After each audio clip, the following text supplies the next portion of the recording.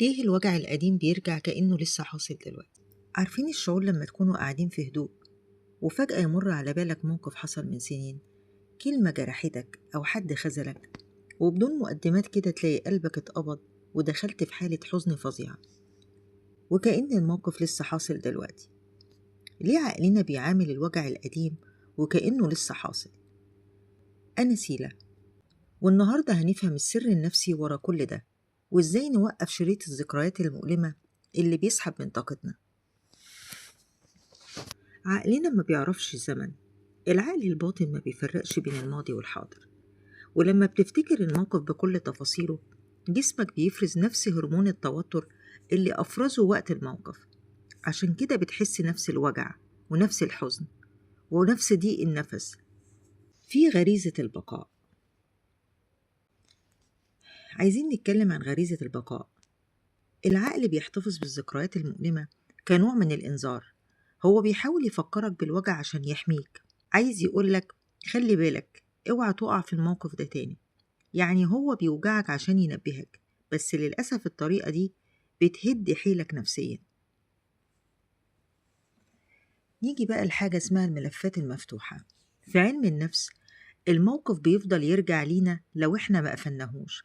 يعني لو لسه في كلام ما قلتوش، أو حق ضاع انت ما خدتوش، أو لسه مش عارف تسامح نفسك أو تسامح اللي عمل فيك كده، العقل بيفضل يفتح الملف ده كل شوية ويقولك بص احنا لسه ما خلصناش.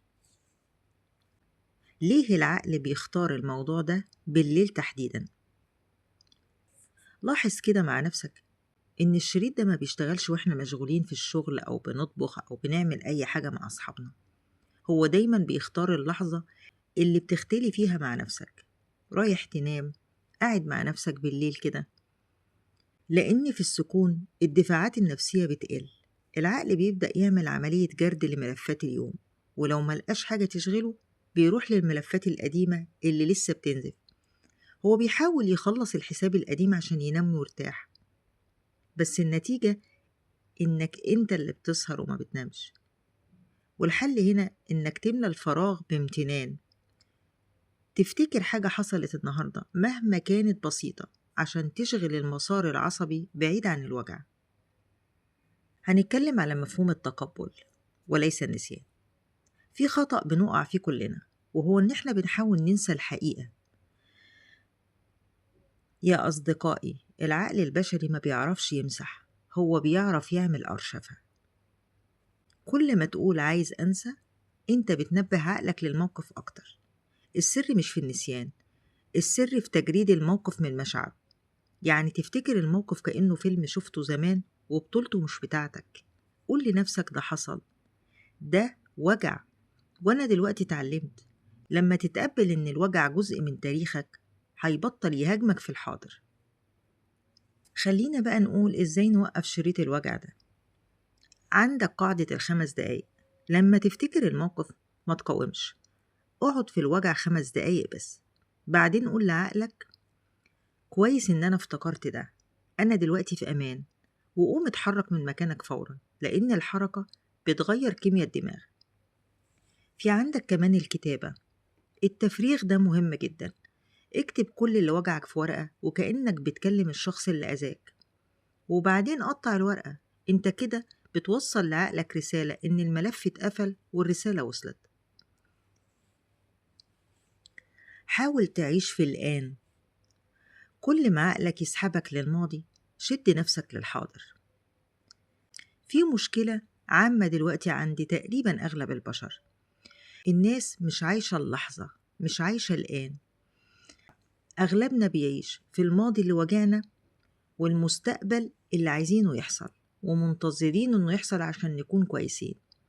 فاللحظة اللي انت عايشها الآن انت مش بتعيشها أصلا. فممكن تعمل حاجة علشان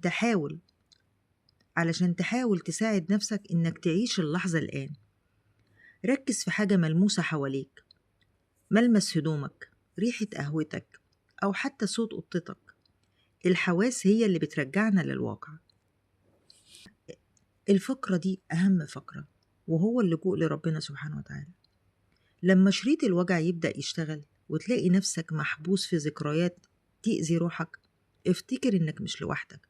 ربنا سبحانه وتعالى سمى نفسه الجبار. عارف يعني إيه الجبار؟ مش بس اللي بيكسر الظالم، لكن هو يجبر القلوب المكسورة وبيصلح اللي الأيام بوظته. بدل ما تقاوم الذكرى لوحدك وتتعب، حول الوجع ده لمناجاة.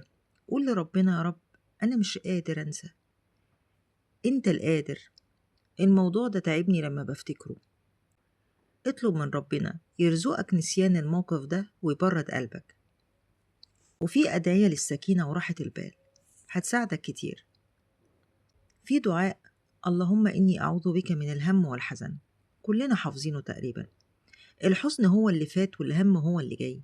بالدعاء ده انت بتطلب حماية قلبك من شريط الذكريات القديمة. ودعاء: يا حي يا قيوم برحمتك أستغيث، اصلح لي شأني كله ولا تكلني إلى نفسي طرفة عيني.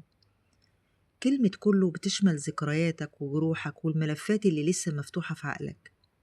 في دعاء كمان: اللهم اجعل لي من كل ضيق مخرجا ومن كل هم فرجا. الضيق هنا هو ضيق الصدر اللي بيحصل لما بنفتكر موقف وجعنا.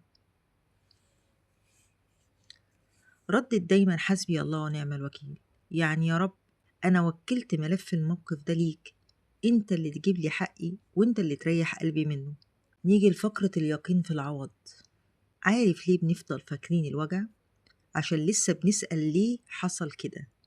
لكن لما بنوصل لمرحلة اليقين بالعوض، العقل بيهدى. قول لنفسك: ربنا ما خدش مني حاجة إلا وشايل لي الأحسن.